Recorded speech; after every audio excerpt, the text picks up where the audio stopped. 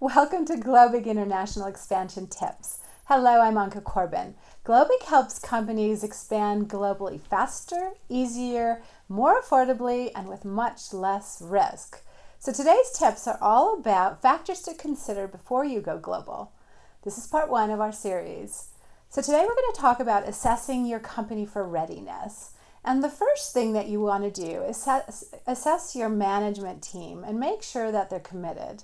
Often sales, marketing, and the CEO are all ready and able, but you will find that finance and accounting and product and human resources and even account managers and customer support are a bit hesitant because they're not sure what the additional burdens are going to be to their department. So really take an assessment and figure out how you get everyone on board so that they're all fully supportive. The second thing we recommend is to assess your team's skills and figure out what the gaps are. Does your team have the skills and experience necessary to really understand, be compliant with all the regulatory issues and laws that the countries have? Are your team members familiar with the cultural expectations? Do they know how to grow in that market, the specific nuances to be successful?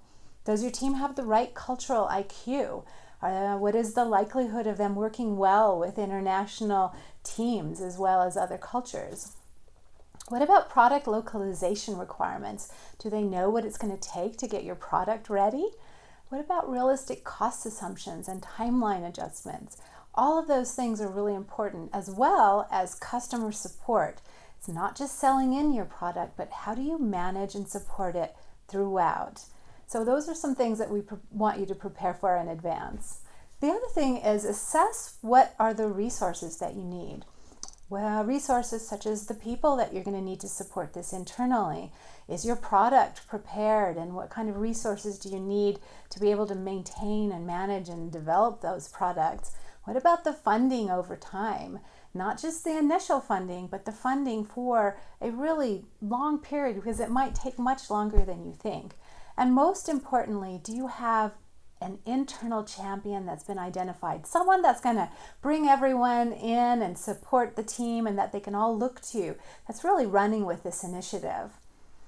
The next and fourth tip is around risk tolerance. How risk tolerant is your organization, both in the short term as well as in the long term? Are you able to do business in areas where the risk is high, such as developing areas and nations?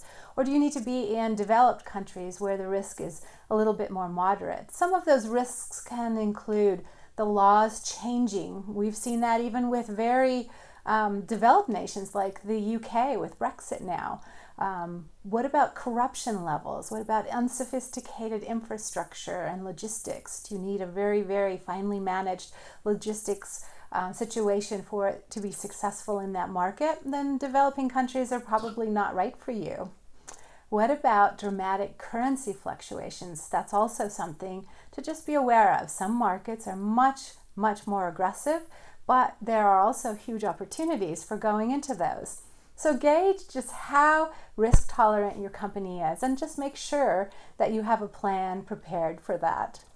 And then the final tip that we have is to assess your expectations for how long it's going to take you to start up, ramp up, as well as grow.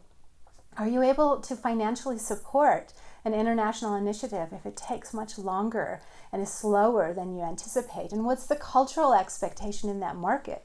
Some markets want you to be there for a while before they trust you. So those are all things to keep in mind.